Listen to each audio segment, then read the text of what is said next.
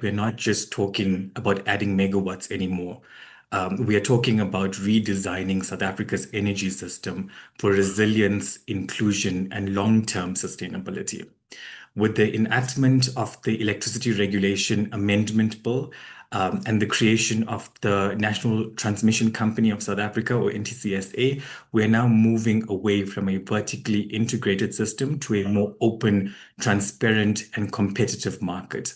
At the same time, the pressure to meet decarbonization commitments, unlock industrial opportunities with the launch of Sarium through localization, and to ensure a just energy transition remains very real to all of us in the room. Today, we've brought together leaders from across finance, development, government, industry, and skills to unpack these shifts. This isn't just a discussion, it's a timely check-in on the progress that we're making, taking stock of the gaps that need to be closed, and how we collaborate across sectors will determine the future of the electricity system. So with that, let me welcome the gentlemen who are at the forefront of this changing energy landscape. I'm going to ask them to smile. They all look too serious for this webinar. And as I do that, I'm also, as we move into Women's Month, let me acknowledge our shortcomings in terms of the diversity of the panel. But I can assure you that the organizing team is a fully female team and they wanted to be recognized for that. And we will endeavor to ensure that more representation is available at the next session. Just a reminder from my end, for the colleagues on the call to use the Q&A box for your questions. We will only be addressing questions at the end of the session that are in the Q&A box, not in the chat function. With that, let's begin by framing the big picture, I think. So South Africa is undergoing an ambitious market reform from vertically integrated utility models to a competitive, decentralized energy system. At the same time, we are defining our long-term energy mix with the IRP imminent amidst decarbonization and affordability and energy security discussions and goals that we have in the country. So with that, I'm going to start with the Ministry of Electricity and Energy with Masopha and allow for Masopha, from a government's vantage point, what is the vision for South Africa's future energy mix? We see a number of changes and reforms, but we yet to see that vision of what we're going to expect in 2030, 2050. How do emerging instruments such as the ITPs that are coming or renewables or Eskom's renewable division that's being set up, how will all of this then support that vision that we are moving towards? Afternoon, Niveshen. Your framing and your introductory remarks largely covered what I wanted to say. So I think it's time for you to do a tumamina and spend some time on the other side of the fence in government. But thanks very much, everyone. I think it's good to acknowledge that we find ourselves in an interesting place, and from a timing perspective, a very interesting timing in terms of this webinar, because we're expecting sort of major announcements around the progress on the ITPO and the rollout of transmission infrastructure tomorrow.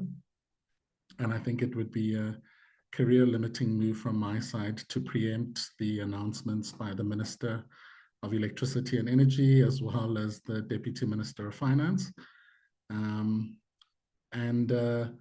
As you said, IRP 2025 is imminent. It has gone through the NEDLAC process and is now heading to cabinet.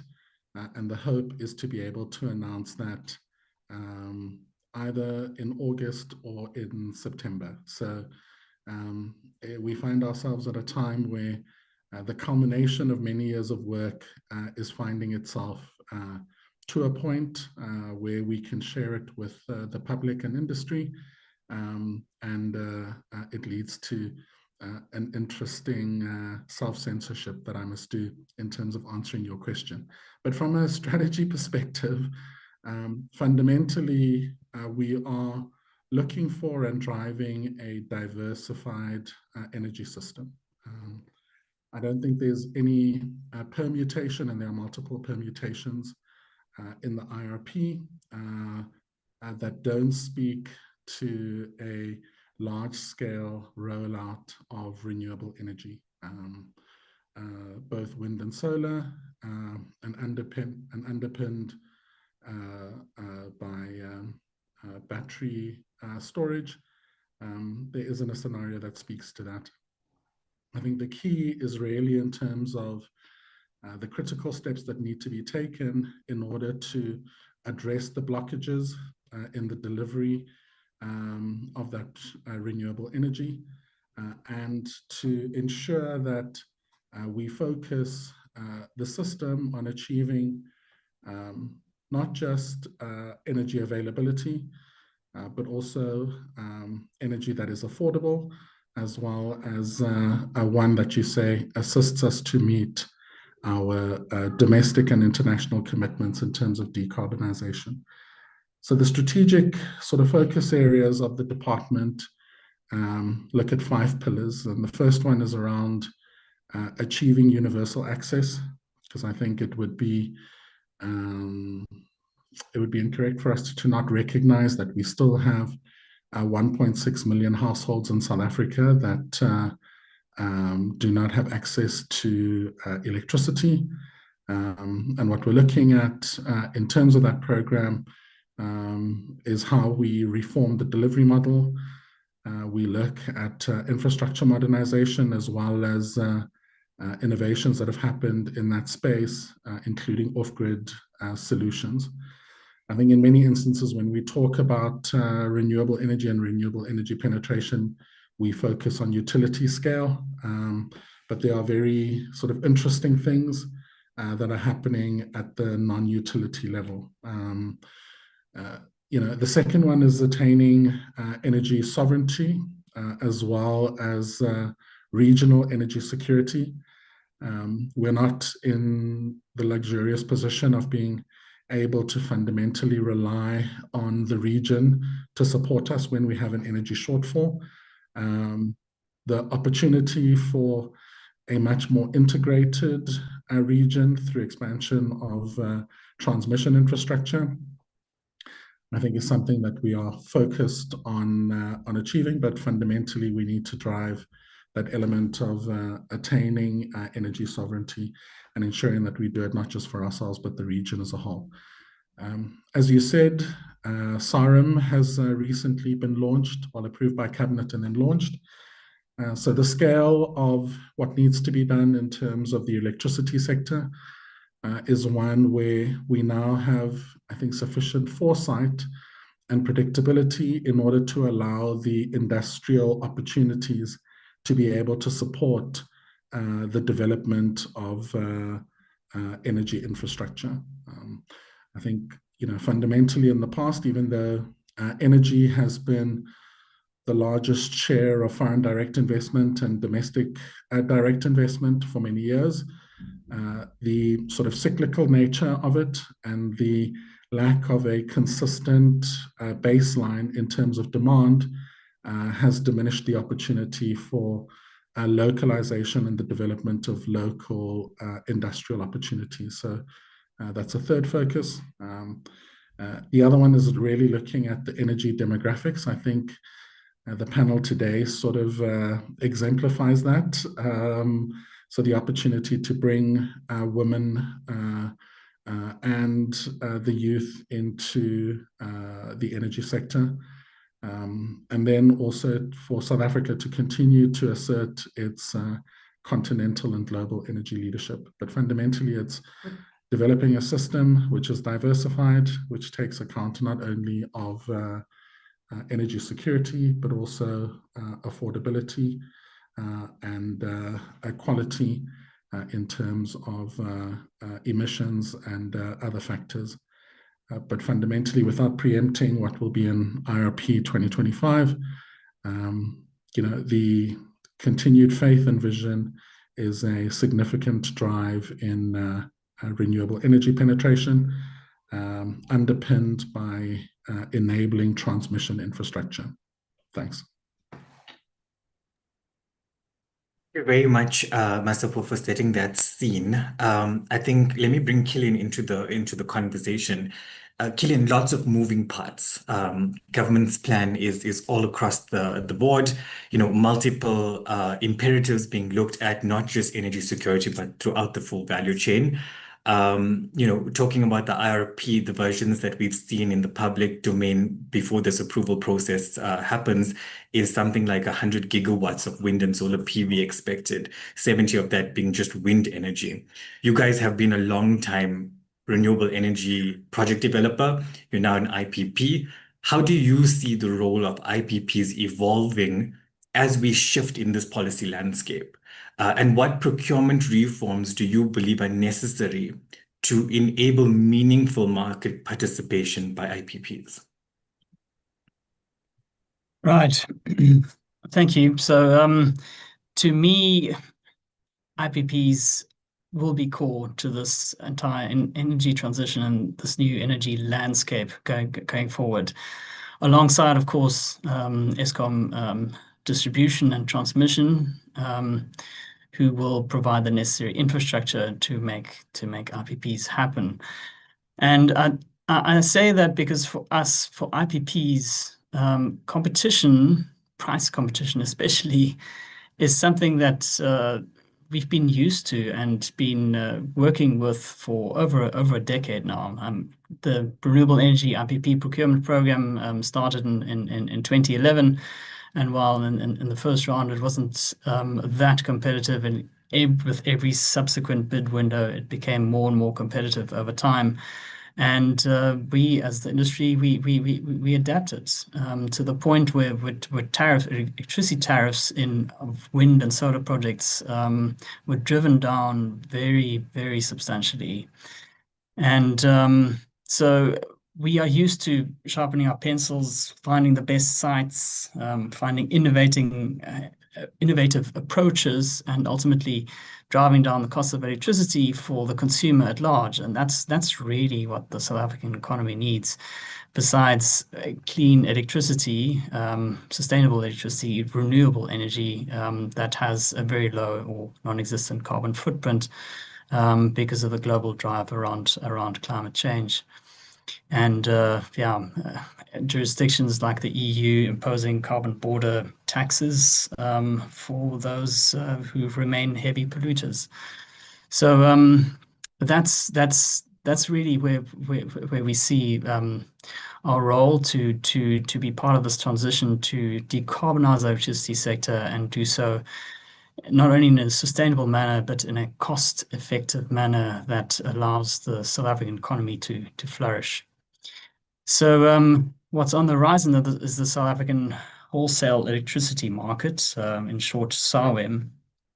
And this is where I believe IPPs are best placed to enable a really competitive wholesale electricity market that promises to ultimately drive down the cost of electricity in South Africa. Thank you. Good. Thank you for that, Kilian. Andre, to date, it's been a lot of government planning, IPPs implementing on the renewable energy side. Now we are moving and transitioning into the traders. We've seen this week you have your own set of concerns and challenges that you're facing, but Discovery Green plays a critical role as an aggregator and a trader. In a liberalized market, how do you see this model adapting to the changes?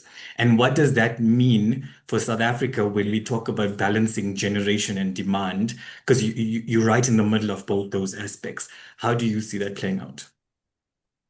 So thank you, Niveshen. I think maybe just up front, I mean, we as businesses in South Africa, we've been procuring energy in a certain way for a century now. It's always been a single provider of energy, and we are sort of in year one of the liberalization of the market.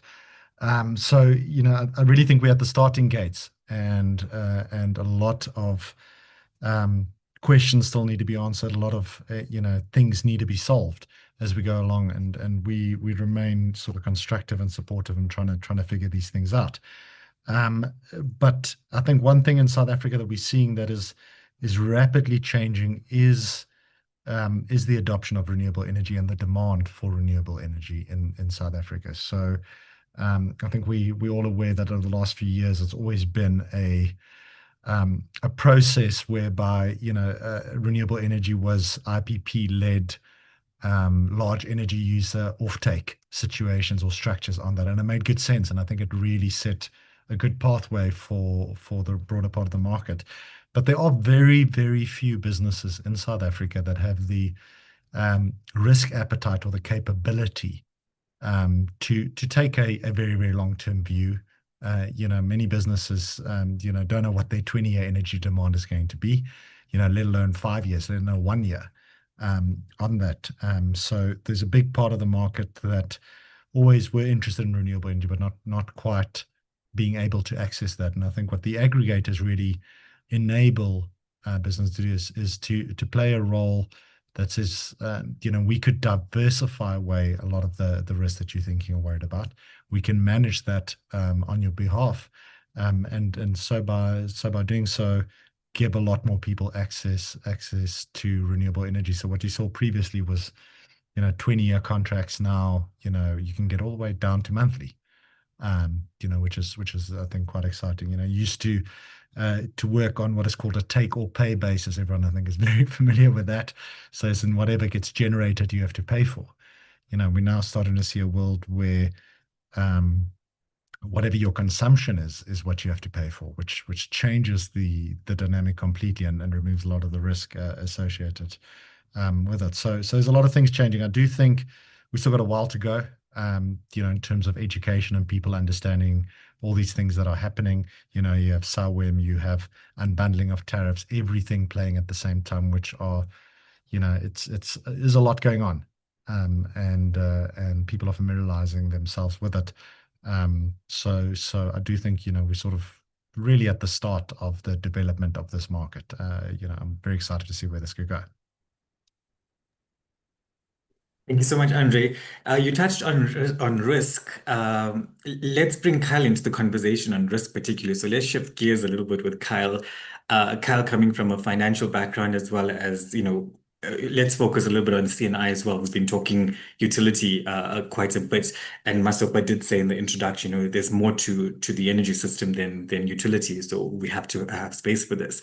So Kyle, with a financial lens, what does a credible, scalable, renewable energy vision look like? And with a focus on the CNI market particularly, what risk factors must we address as a sector to ensure continued investment in the CNI and the residential renewable energy sectors? Yeah, thanks, Niveshen. I think it's always good to get the full mix of the conversation in, just because it is so broad. That the solution set isn't singular at all. And, it's the lived reality of many businesses and residential clients of energy, particularly energy cost at the moment, as well as energy certainty challenges, which actually still remain in localized areas. So it's functionally the impact to business and to consumers that needs to kind of be considered. So I'd say, I think the demand drivers are still there. The fundamental demand for renewable energy solutions in the CNI market, as well as the residential market, remain.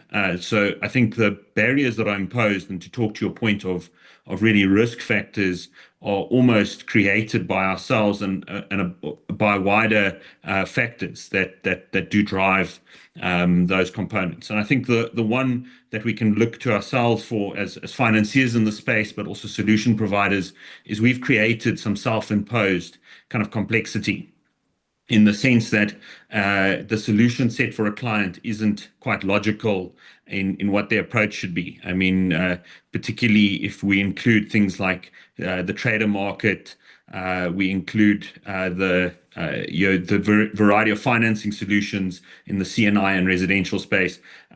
We often see clients struggle with, I want to say, analysis paralysis is something that we struggle with our clients on an advisory basis, which is really important for us.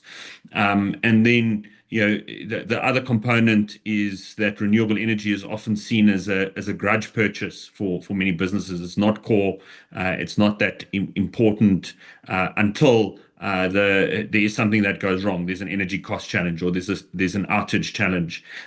So if the system appears fixed, many businesses tend to just kind of sit back and wait to see what happens. So that is leading to, I want to say, a little bit of a slowdown in the industry, although we've now started seeing again an acceleration to not quite what it was under load shedding, but we're probably about 70% there, if we can kind of put it like that. I think the other component is that the rooftop and embedded generation markets is very constrained from a regulation perspective. There's grid feedback or feeding back into the grid is not accurately available. Trading electricity from a rooftop site isn't something that's happening just yet. And those are stifling projects. So we've got seasonal use in the citrus market as an example, where clients are using energy for 6 months of the year. And the other 6 months of the year, that embedded generation plant is just not functional or not producing at what it should. So there's a lot of projects that are ready to go, but the environment around kind of access to grid remains a challenge. And then I think the third one is probably one that's really well understood, and probably is a theme that's going to come through in this webinar, is really around policy certainty. So the noise around tariffs, the media pickup of things like taxing of solar solutions, the kind of view of tariffs being used to punish users of solar, and over-regulation of sign-off of solar plants for embedded generation is really harmful to investment, and that's just curbing demand for an area of the market that's been ready to invest and has single-handedly kind of delivered in excess of 6 gigawatts in a very, very rapid deployment in kind of 24 months, which I think could be reignited very, very quickly. So I think those are some of the barriers that we're seeing kind of curb industrial or curb the industry overall. But then there's obviously then the financing conversation, which is a standalone component. Thank you very much, Kyle. I think it gives us a good sense of the challenges that we're still facing as a sector and that we need to work through.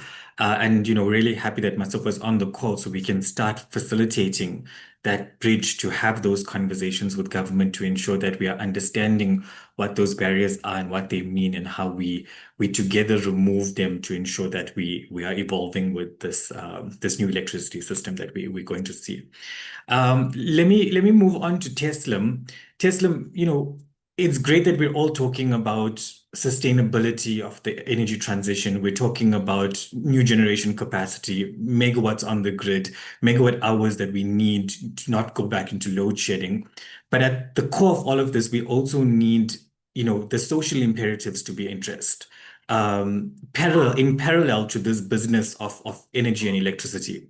So with the South African Renewable Energy Master Plan, it clearly outlines a vision for inclusive industrialization particularly. And this includes local participation, skills development, diversity, all of these topics.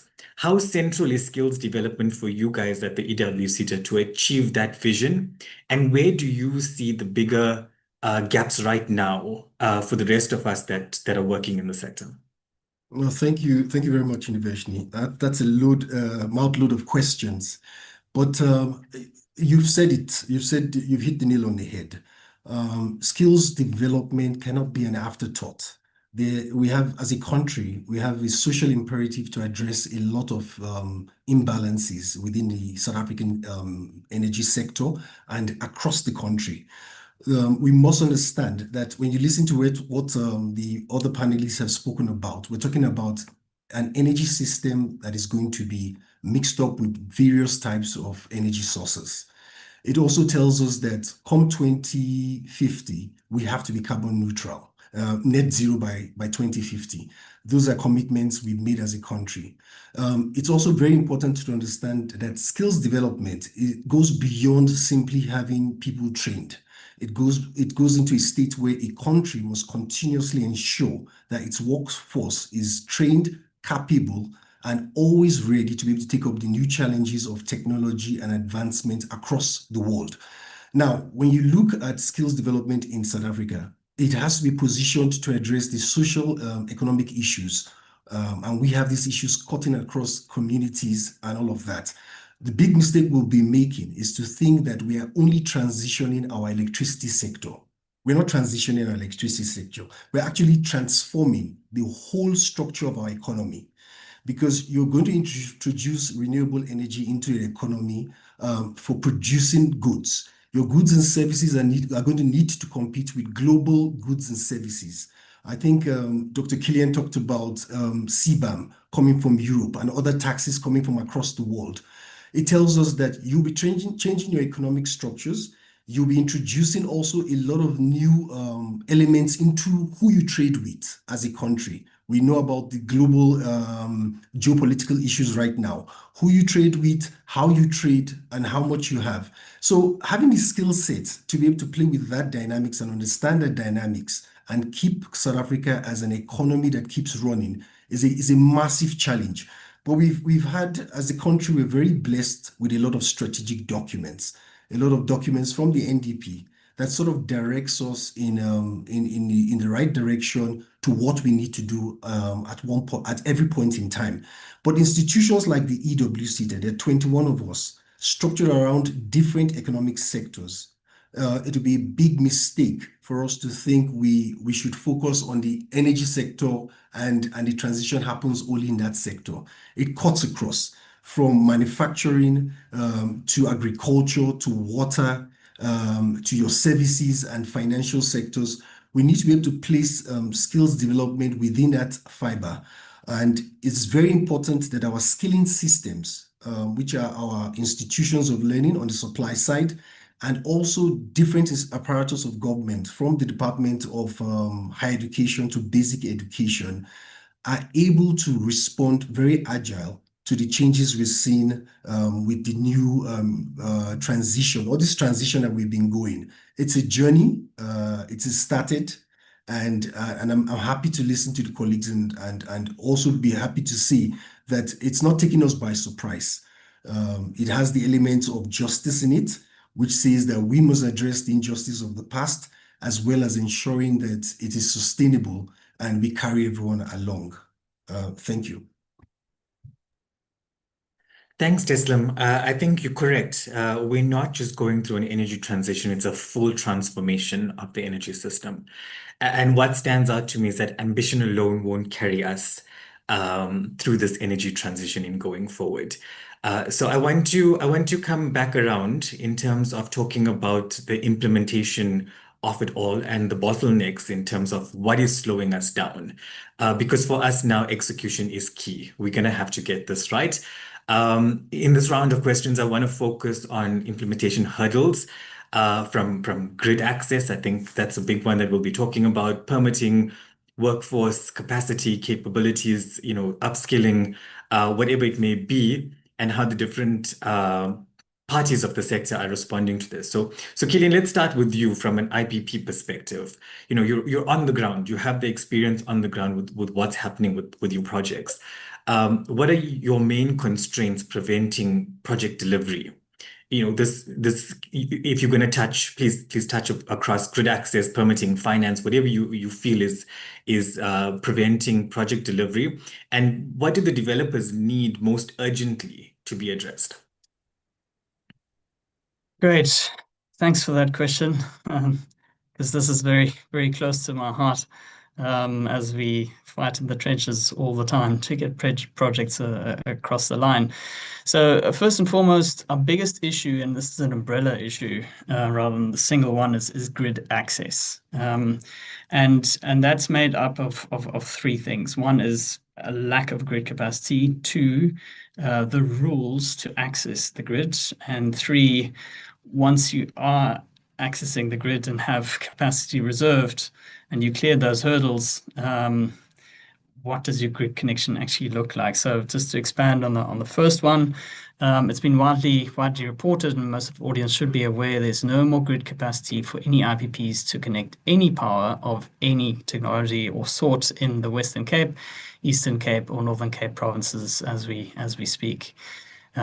which is where most of the renewable energy resource lies. So the Northern Cape is sun-drenched, has some of the world's highest solar radiation levels, and never mind some of the country's highest insolation levels. Also, Western Cape and Eastern Cape are where most of the regions where most of the wind resource is located. Yes, there is wind elsewhere, but there is less of it, and to make a wind project work means that the tariff has to be higher, which is not in the interest of South Africa as a whole and its consumers. So that's the biggest challenge. It's only the other grid regions, provinces of the country that have grid capacity left. But as I said, the resource is lower, and with it, the costs are higher in the long run, which is suboptimal. The other one is grid capacity allocation rules. They are currently quite counterproductive and not aligned with industry developments. For example, on the one hand, the South African wholesale electricity market is looking to launch next year, and that will allow companies like ourselves and other IPPs to bid power transparently and competitively in a day-ahead market auction. Yet the grid connection rules currently state that if you want to participate in that market, you may not get grid capacity. That is a consequence of specific requirements in those rules that says you must have heads of terms or a highly indicative agreement with an off-taker that can consume all that electricity that you're ever going to generate. Now, the SAWEM does not have such a concept. It's not a PPA. It is a day-ahead market by its very nature, so it cannot possibly provide a PPA heads of terms. There's also, of course, the initiative now that NERSA started recently around grid connection rules more broadly across all the distribution licensees, so Eskom distribution and all the municipalities and some of the smaller distributors, which we welcome, and we also submitting public comments there, and we'll present our views. So that's maybe a discussion for another day, but what was in the draft is unfortunately also highly problematic because it puts the cart before the horse, basically saying that your project must be 100% ready except for grid capacity, which is not how it works. You cannot raise finance, you cannot talk to equipment suppliers with contractors, you cannot do your permits until you know what it is that you're building, where, because you don't have grid capacity. Then even once you clear all these hurdles and you get allocated or reserved provisionally grid capacity, and you can now do your work to raise the finance, get your contractors, do the engineering designs. There's unfortunately a broken system at the moment where you get what's called a cost estimate letter, which is an indication of over here at this point in the grid, you may connect, say, 100 megawatts. And this is what you need to build to connect A, B, and C. Now, once it gets to what they call a budget quote process, more often than not, ABC falls away and is replaced by D, E, F, G, H, I, J, K, which is 3 to 5 times more expensive than the ABC that you had before. And that makes your economics fall apart because you thought you had a project and now it's so expensive that you might never get a customer for it. Those are the biggest issues that we're currently grappling with just on the grid front. There are other problems around permitting. This one is wind specific, but we time and time again for the last over a decade, what we've found is that the areas of high wind resource is often located up on hills and ridges where there's physical topographical speed up effects that make the wind blow stronger on average than other flattish parts of the country.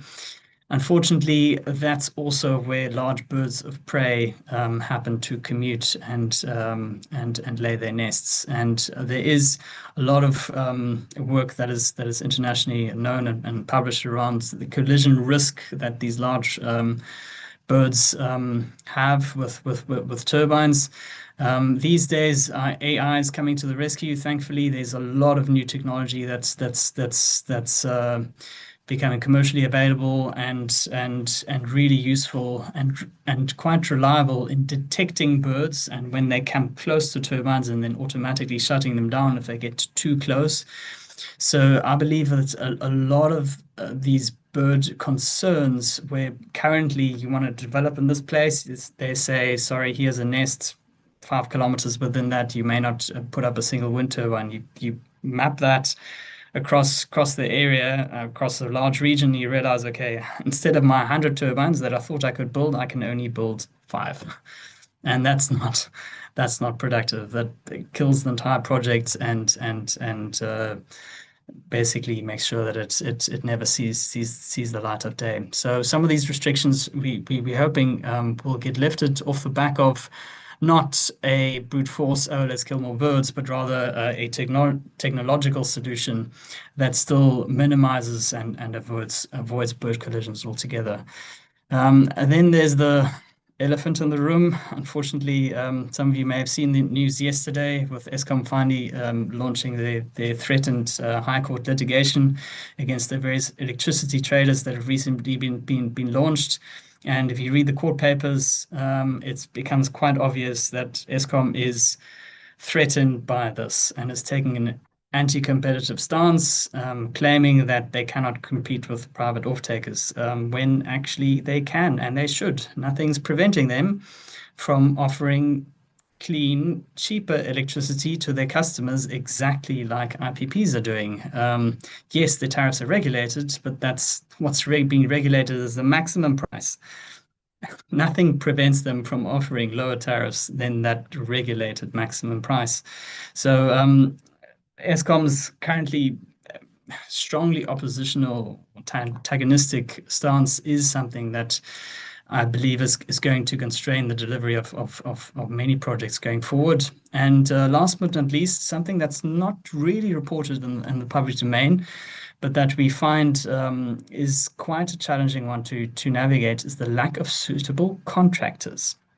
Not wind turbine suppliers or PV module or inverter suppliers, but rather contractors that can build those wind farms and those solar parks and put it all together. We refer to them as balance of plant contractors. So a lot of the electrical infrastructure, a lot of the civil infrastructure, and then the erection of the equipment itself. The last few years, unfortunately, in the construction industry, has seen some very high-profile liquidations. Started with Group 5, then Conco, more recently, very recently, Murray and Roberts. So the number of very experienced and credit-worthy construction companies that can operate in the space is very small at the moment. And for this industry to grow, that's not healthy at all, because what these companies do is then they cherry pick the projects that they'd like to work on with the highest profit margins, and everyone else is relegated to the sidelines, maybe waiting for a few years to build their projects. As this industry matures and other construction activities across the public infrastructure space opens up in the next few years, we're hoping that will resolve by itself. But at the moment, it is a bottleneck to project delivery.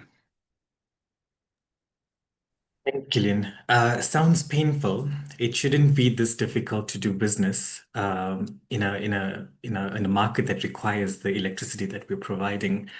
But Andre, these are the challenges that the IPPs are facing. The reality is that they become your challenges as a trader, and the reality is that they become the off-taker's challenge as wanting these electrons, these green electrons, and inevitably it becomes government's problem in not achieving its targets to transition. But be that as it may, let's talk to you about market mechanisms. We've seen virtual wheeling, we're seeing a wheeling framework, we're seeing trading rules coming out, we're seeing the reforms on grid, we're seeing all of these things happening. From your perspective, what are the market mechanisms that must be established for energy traders specifically to scale up effectively? Uh, Thanks, Niveshen. So, I mean, there's there's a long list, but I'd rather just focus on the number ones. Um, I think the one which is probably the biggest really around this is confidence to begin. You need demand and supply and everyone to feel confident. You need investors to feel confident to put down money, to take risk. That is how you get prices down. That is how you get excitement and innovation and get people to do brilliant things in the space. So I think confidence is one of the big things, and we need to find mechanisms to create that confidence in the market. And I think we're seeing a lot of that happening. 2 years ago, in meeting rooms we were and what that is actually about. Now I think everyone has a very good understanding. So confidence and education, of course, is following and is increasing on that. But speaking specifically around a mechanism. So Kilian, I think, spoke to some of the biggest ones. Grid access, being one of them. I think the mechanism that is absolutely critical and very important is the wholesale energy market. I think is a lot of the complexities that we're dealing with today. The reconciliation on a monthly basis versus hourly. These are things that we want to get to as a market. The wholesale market, is a magical mechanism that de-risks that. And that it could be very important. It also is a great mechanism for more and more people to participate. I think the bankability has always been the big concern. How do you get a project to bankable? A liquid and functioning wholesale energy market turns bankability sort of on its head. It allows you to potentially build, without having massive guarantees and massive long-term commitments around that. So I think that mechanism is of course very, very important. That'll enable not just traders but the whole market, distributors, everyone to participate in a more meaningful way. Thanks, Andre. Kyle, talking about more participation, rooftop solar PV. This market has seen significant growth over the last year, 6 months. What risk barriers are concerning you the most as a financier to support the next wave of investment in rooftop particularly? And how are lenders adapting themselves to the changing market and the changing rules and the changing requirements and all of the changes that are coming? Yeah, so Niveshen, I think it ties very nicely to the first question in that, and Andre mentioned it around, stimulating demand and the need to invest. And businesses and consumers need to feel comfortable with their investment and actually want these solutions. At the same time, financiers in this market, and it's not just financial institutions, there's fintechs operating in the space, there's IPPs on a CNI scale that's operating in the space. There's the rental and solar as a service providers that are also operating in the space. You need to be confident in the outlook to their market. So I think ties back to the comment of policy certainty, grid access, and the like. I think from a banking perspective, particularly, it's very important that we can operate, and other financiers can also operate in this environment, in the sense that we can tend to overreact as financiers. When we see these barriers come up, we see uncertainty in the market, we tend to potentially step into somewhat of a regulatory role and start saying, okay, well, that means that we need to put up some form of barrier, which is sometimes not completely irrational, but tends to happen in the absence of certainty. So I think that's just something to think about. I think some other challenges that we've seen, particularly in this rapid acceleration in the market, is really just about thinking through, and this is businesses and funders in this market, thinking through the funding options and the structures that they need to pursue. We saw a lot of on-balance sheet type financing in the early days and this acceleration. So a lot of capital was deployed off the back of business balance sheets and consumer balance sheets. And now we're starting to see the cycle shift, where PPAs on a CNI scale, rentals and solar as a service, in the residential scale, and the like starting to develop, and how those are funded are also important. So participants in those value chains need to think through the risks of financing and what financing mechanisms they're utilizing, and is that fit for purpose for the asset type that they're embarking on, and where does the performance risk sit, and all of those kinds of options. I think then the one that always remains is this market is still full of multiple participants. There's multiple participants in the EPC space. There's multiple participants in the installer space. It's how do we discern quality of equipment, quality of contractor through. So I think those are some of the challenges that we see on a day-to-day basis, but it's not dissimilar in the different scales of market. We definitely sense the same challenges, albeit a little bit differently. Thank you very much, Kyle. Teslim, so the speakers before you talk implementation, challenges on implementation, mechanisms of implementation, different aspects of the sector that require implementation. Implementation relies heavily on skills readiness, right? And there is a shortage in the country on skills, particularly in the wind sector. I can tell you that we've lost a lot of the skills over the last few years. How do mechanisms like SAREM and through SAREM platforms like Power Up help the EWSETA align with this requirement from industry, and training institutions being ready to address the practical workforce needs? Well, thank you for that question. And it's painful to hear. I mean, a country that is blessed with a very youthful population, a country that also is blessed with very high standards of higher education, we should not be having this kind of problems. But when you listen to the challenges of the stated by the previous speakers, you will see that, I mean, these are the same employers we're looking for opportunities to place young people within. And that is one of the dynamics we have. So we've got a very traditional method of planning and sort of managing the dynamics within the labor market, where we request for information through what you call your work skills plans and your annual training reports. But one of the things that we understand as skills planning institutions or authorities is that it's so dynamic that we need to look for faster and agile methods of understanding what's really happening out there in the labor market.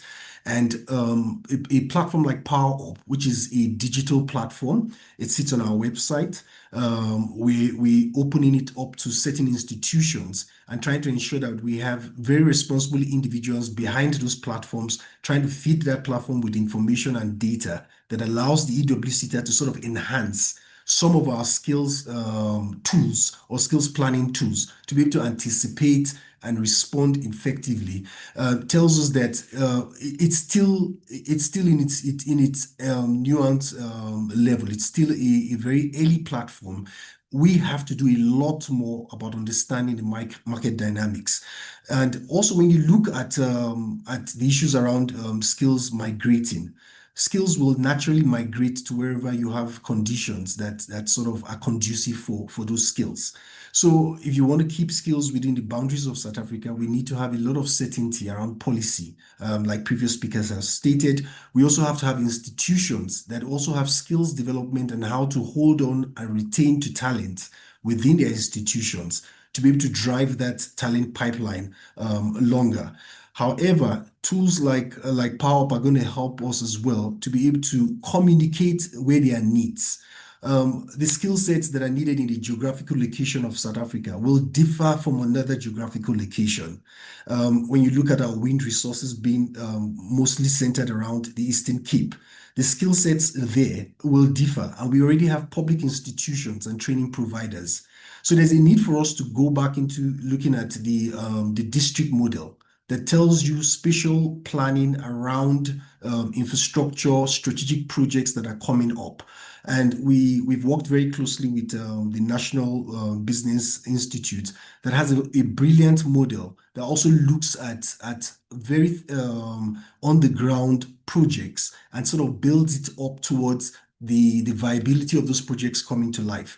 So we need to have systems that are able to anticipate what kind of skills are needed, when they are going to be needed, where they're going to be needed, and in what quantity.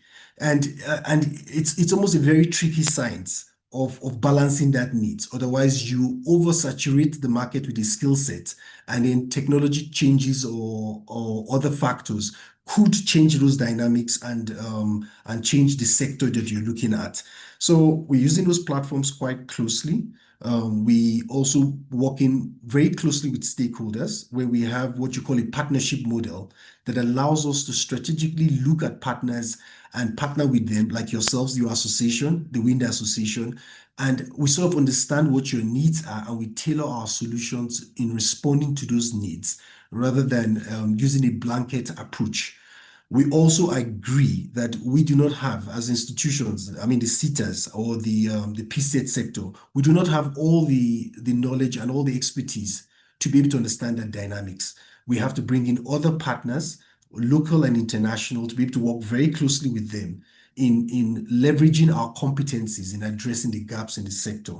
But there are training programs, there are short courses for upskilling and reskilling, and I think that we need to do a lot more into bringing that awareness to also the early entrants into the labor market, as well as ensuring that there is mentorship and coaching opportunities for people already within the workforce to be able to support new entrants into the workforce. Absolutely. Masopha, good sir.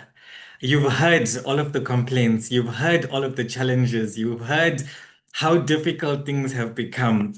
And we talk policy certainty. From my perspective personally, I believe we have certainty in policy. Where we don't have certainty is the consistency of implementing that policy and government's intervention in assisting us to implement that policy.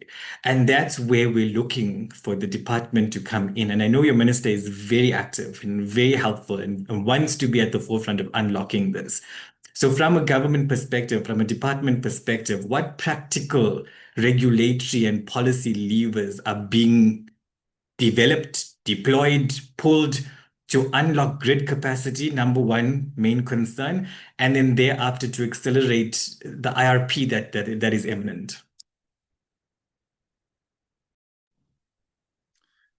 Thanks for that, Niveshen. I mean, it's been interesting to sort of hear colleagues and others' concerns around the way that the market is developing and some of the challenges faced. And I think we'll have an opportunity to sort of speak to that and respond to that as we wrap. But I think in terms of your direct question, grid is definitely a blockage. We understand that. And we must just understand that, the challenges around grid require an approach to probably what will be the largest build program in the country over the next decade in a context where the fiscus is constrained. So it can't be a business as usual type of approach given the scale of what is required. And the processes to align that in terms of understanding that the program that is being put in place responds to sort of market dynamics and ultimately is fundable, has led to this almost step phase type of approach. So we understand, let's say, the quantum of the challenge. There's, in terms of the transmission development plan, 14,000 kilometers of transmission infrastructure that's required, in order to enable 53 gigawatts of additional generation. That's significant. When we start to look at the current build rate, it's somewhere around 300 kilometers in a good year, often significantly less than that. We need to be achieving 1,400 kilometers plus. I mean, if you just take that 14,000. So it's not an incremental improvement, it's a step change that is required. And in order to affect that, it's also sort of understanding the dynamic of how government normally funds large infrastructure projects, and the fact that you have a constrained fiscus means that you can't follow that. So it's not just a delivery risk, and there's definitely a delivery risk, but there's also this element of merging it with an element of fundability.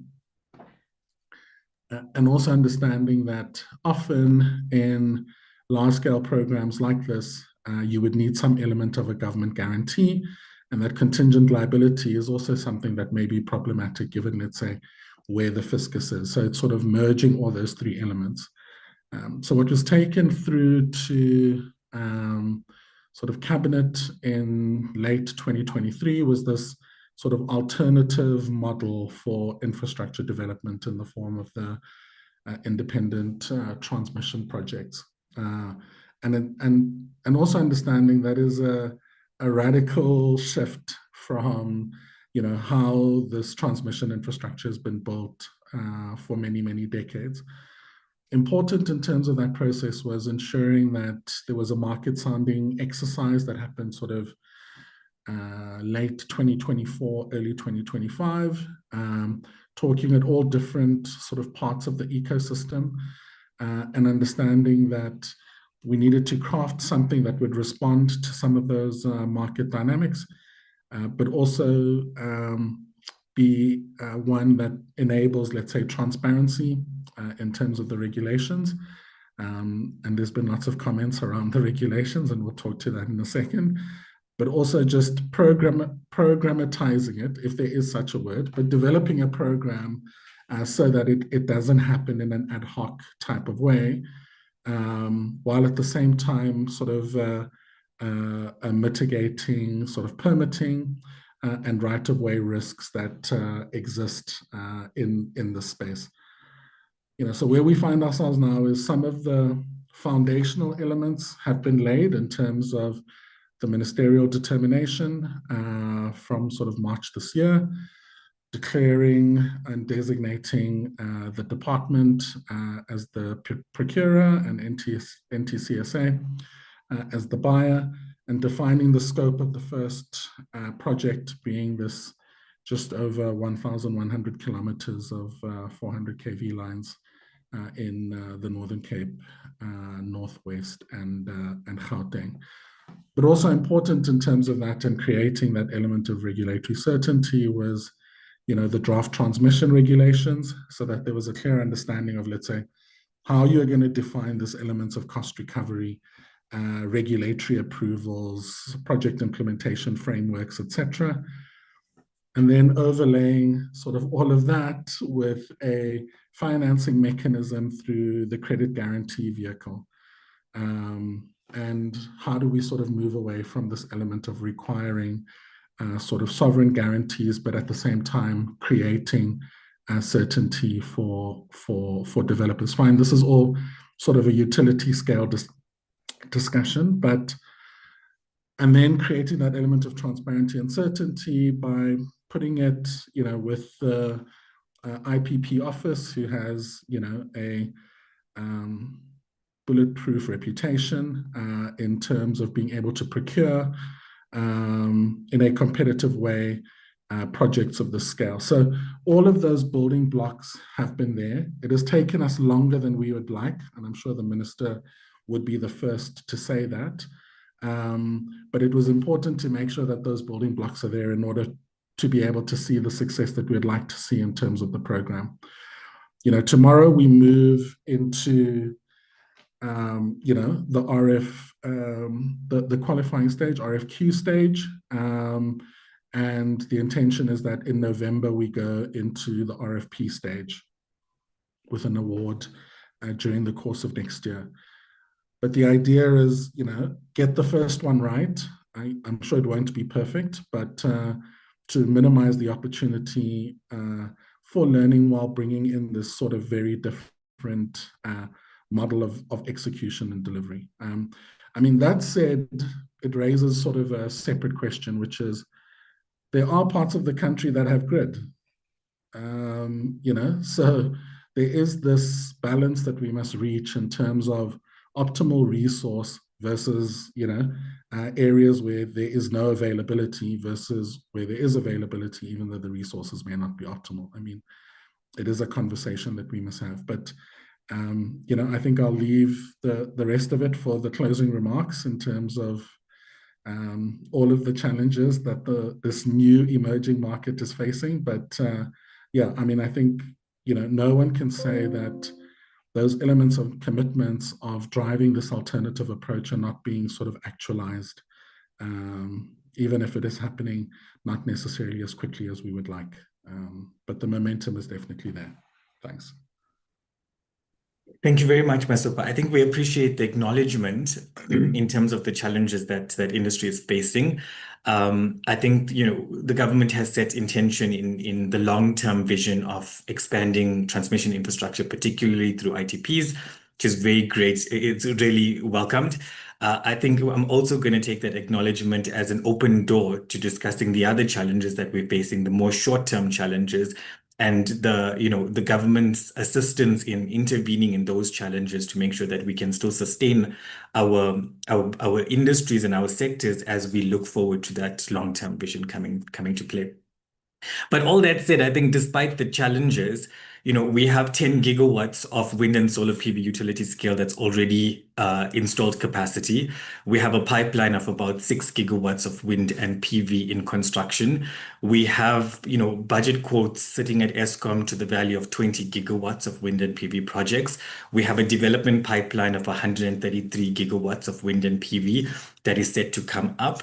The ITPs are set to come through. So despite all of these challenges that we're facing, the sector is advancing.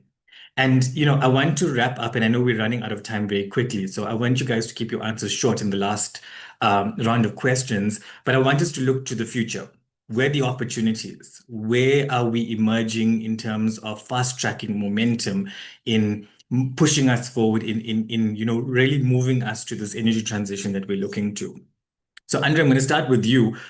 You've got a good sense of the market holistically. Where do you see the near-term market potential? Is this in residential aggregation, small IPP balancing, ancillary services, advancing traders? What innovations are you most excited to see with this potential change?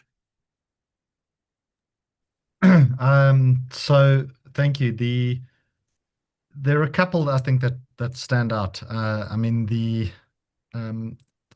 I think and it's a little bit underrated on that. I think some of the biggest innovation is going to come from lowering the requirements for usual renewable energy access. I think that's one big thing that is going to change, and we're going to see more and more of that.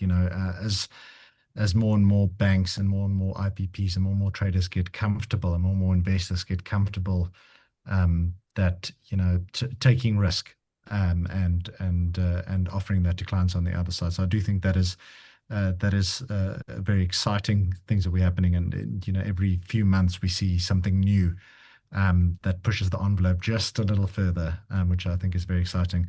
The other innovation that I think is going to be really great for the market, for the industry is of course the wholesale energy market.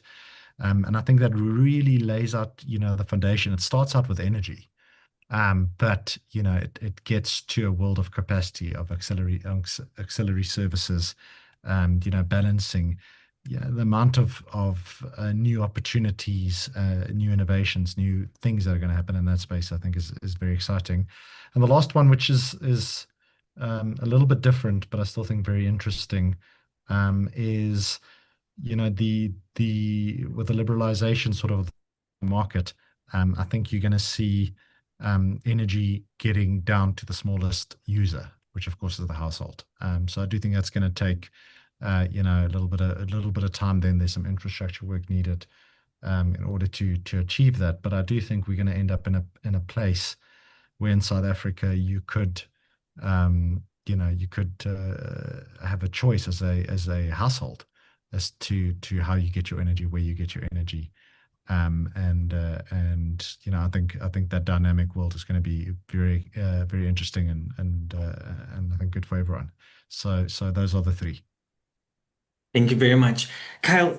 I know you focused on CNI, but if I had to put you on the spot and ask you which market segment, CNI, utility scale, embedded generation, which one is ripe for investment, and how is FNB positioning itself to support the growth in that particular market segment? Geesh, innovation, that's a tough one. Just, I mean, how do you choose? It's like choosing a favorite child, I guess. But I think all three of them have, I mean, have some certain, I want to say, huge opportunities that are coming for them. So I think we can talk through each one, just because I think it's interesting for the audience.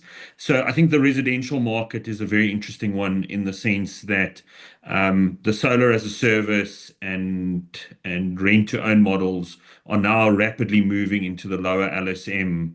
And that so that we see as an exceptionally positive kind of, I want to say, energy inclusion opportunity, and I think that is a very positive outcome. And so there remains a lot of opportunity in the residential market, particularly under the current cost trajectory, where effectively these solutions are at parity at this stage, but will then move into being economically viable kind of very soon, if not already in certain municipalities. The CNI market is has exceptional opportunity.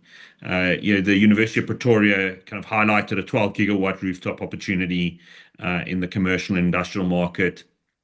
If we look at some of the Green Cape research, they're forecasting 12 billion rand a year's investment all the way to 2030, which is a significant investment. So the CNI market is exceptional, particularly if you combine the opportunities of off-balance sheet financing vehicles like PPAs, as well as the wheeling opportunity through traders. We think the CNI market is certainly something that that needs to be solutioned for and is being solutioned for.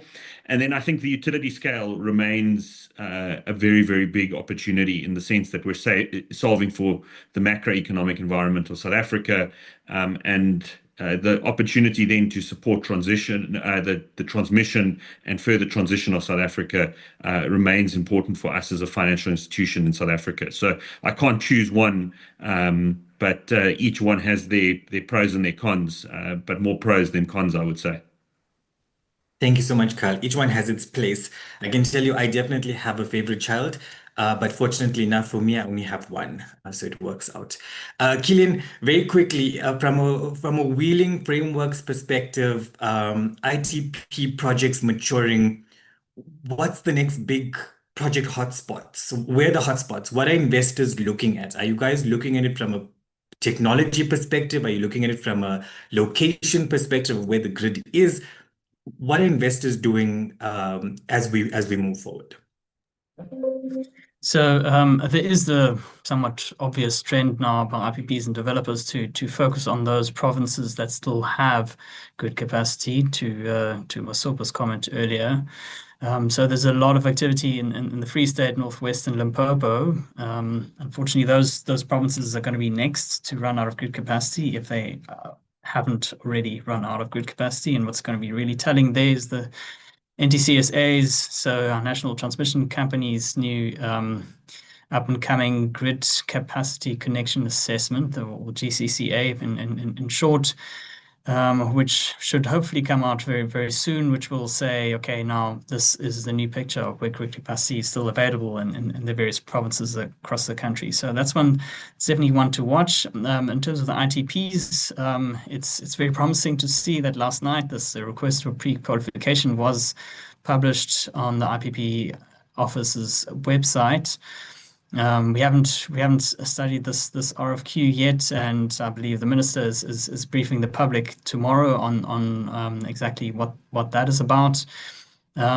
We just know what was the minister presented in early April about where these projects are. So some transmission lines in Northern Cape, some in Northwest, and one in Gauteng. Exactly to what extent those will release new grid capacity is yet to be seen, and even then, it's only 2029, 2030 at the earliest. Again, the GCCA will be very telling there. So that's on location. In terms of technology, wind might face some headwinds, excuse the pun, over the next couple of years. Because it just takes very long to develop a wind project from scratch, and the market is still catching up with the news that broke 2 years ago, that there's no more grid capacity left in the Eastern Cape and Western Cape, Northern Cape provinces. To give the audience some idea, from having the idea of developing a wind farm in place X to actually being ready to construct can easily take 5-6 years. That's how much red tape and permitting and approvals and consents that one has to get from local, provincial, and national government.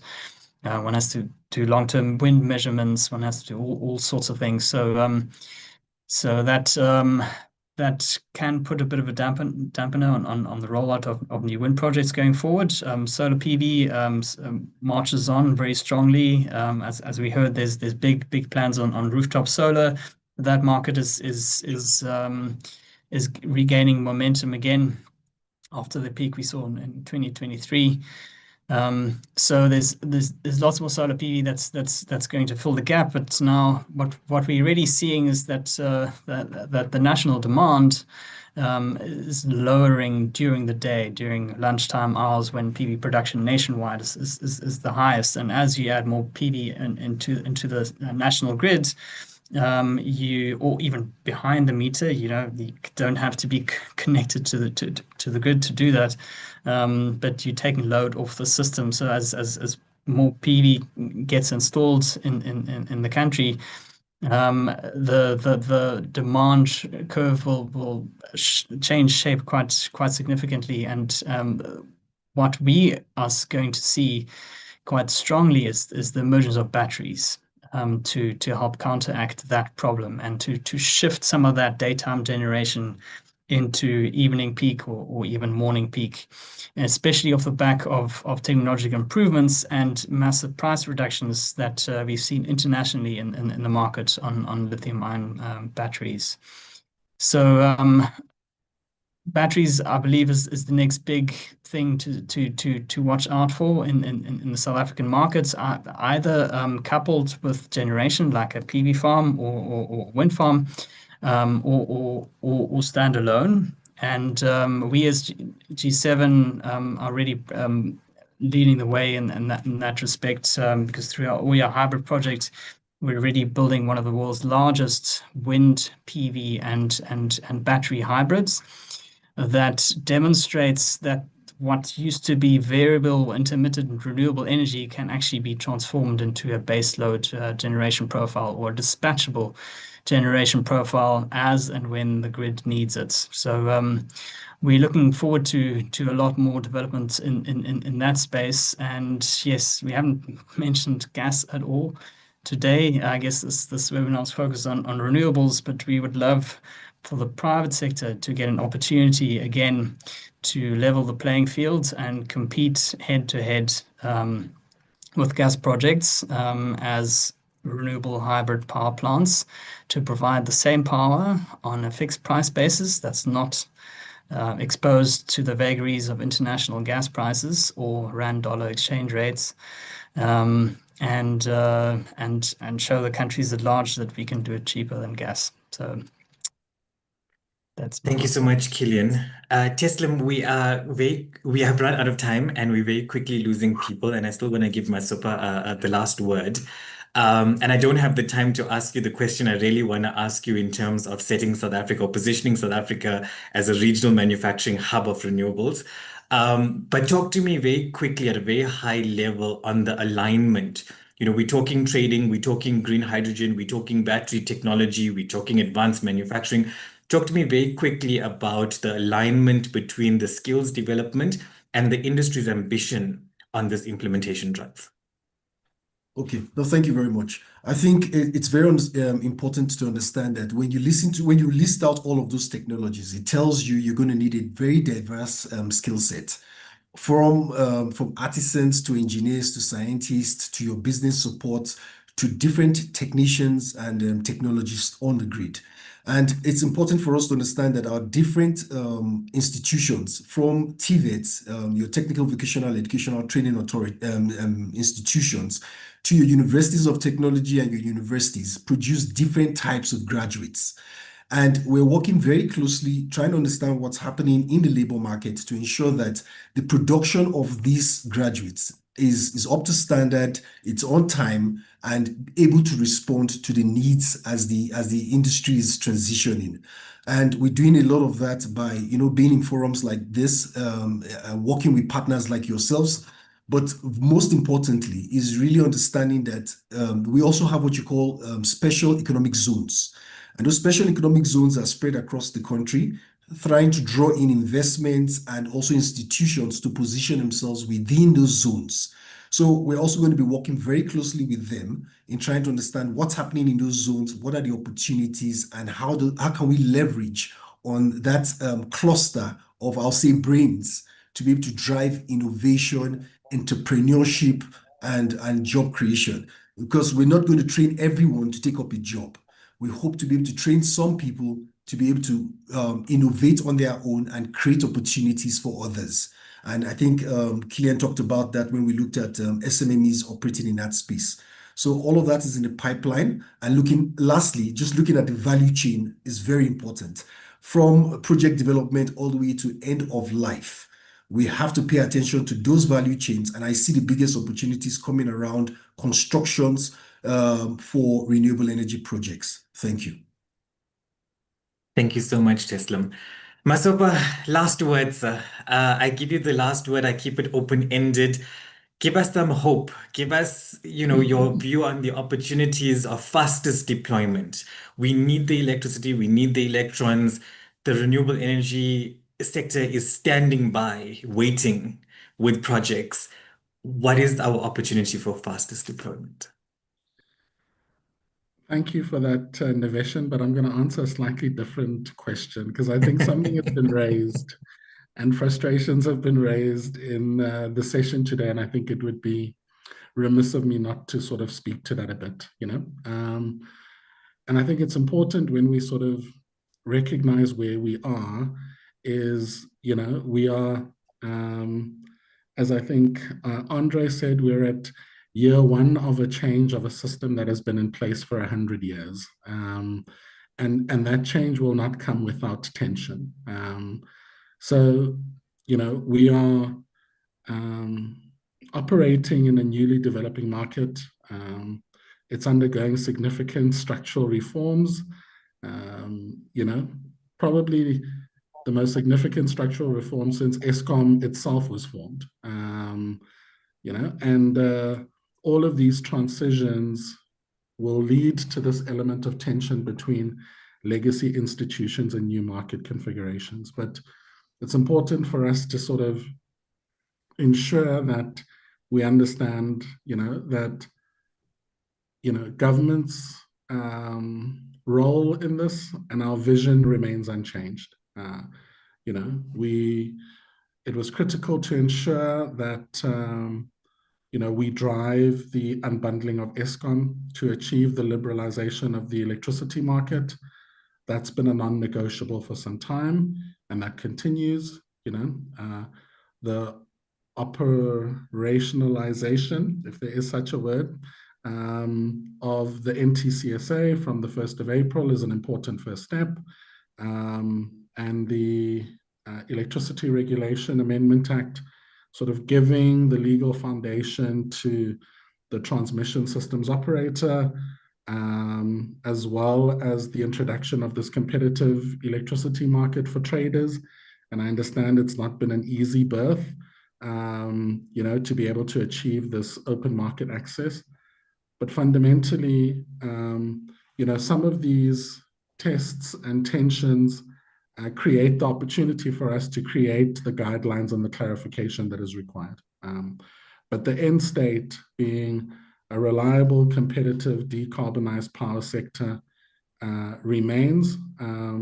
And ultimately, what we're looking for is the opportunity to be able to deliver this in a manner which is sort of low cost and can be deployed as quickly as possible. So, I understand the difficulty of being a developer and having sort of years of frustration to this point, but I'm very hopeful around the foundation that has been laid around the transmission development and how that can be ramped up off of the space. The elements and the sort of alignment of the sector in terms of this new trajectory is something that we are not sort of shifting from, and one where we see significant opportunity, like I said, without going into the details of future IRPs, etc. Renewables will always play a major part of how we see the energy configuration of South Africa going forward. I would agree that some of the others like BESS create some opportunity, especially with the degree to which we're seeing technology change and improvement within some of those spaces. But yeah, I mean, I think sort of the closing message is it's sort of eyes on the prize, and that has not changed. That goal has not changed, despite the, I'm sure, rather painful hurdles that some of the participants are facing in the short term. Thanks. Thank you very much. Very encouraging closing words. Ladies and gentlemen, that brings us to the end of this discussion.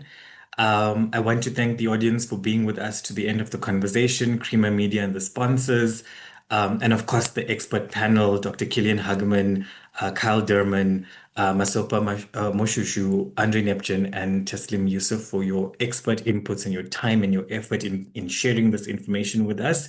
I think what's clear from today's discussion is South Africa's renewable energy sector is not just changing, it's transforming.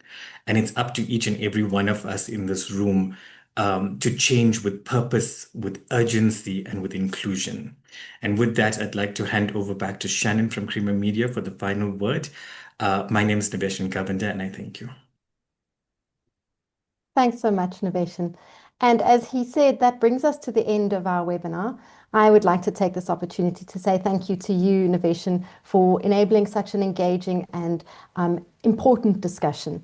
I thank also our panelists, Dr. Kilian Hagemann from G7 Renewable Energies, Kyle Durham from FNB Commercial, Masopha Moshoeshoe from the Department of Electricity and Energy, Andre Nepgen from Discovery Green, and Teslim Yusuf from EWSETA. We thank you for your participation. Thank you very much to our sponsors, Aberdare Cables, Discovery Green, EWSETA, FNB Commercial, G7 Renewable Energies, Ledvance, and Pele Green Energy for their support in making this webinar possible. And finally, thank you to the attendees for taking the time to join us for this discussion on South Africa's renewable energy sector. We hope you found the event engaging and informative. We really do appreciate your participation. Our next webinar takes place on the 13th of August at 2 p.m. and will focus on strengthening the role of women leaders in South Africa's business environment. We hope you'll register. The link has been shared in the chat. And finally, the recording of today's webinar will be sent to you soon. And if you have any additional questions, please do be in touch. You can reach us at shannon@creamermedia.co.za. Thank you very much for your time, and goodbye.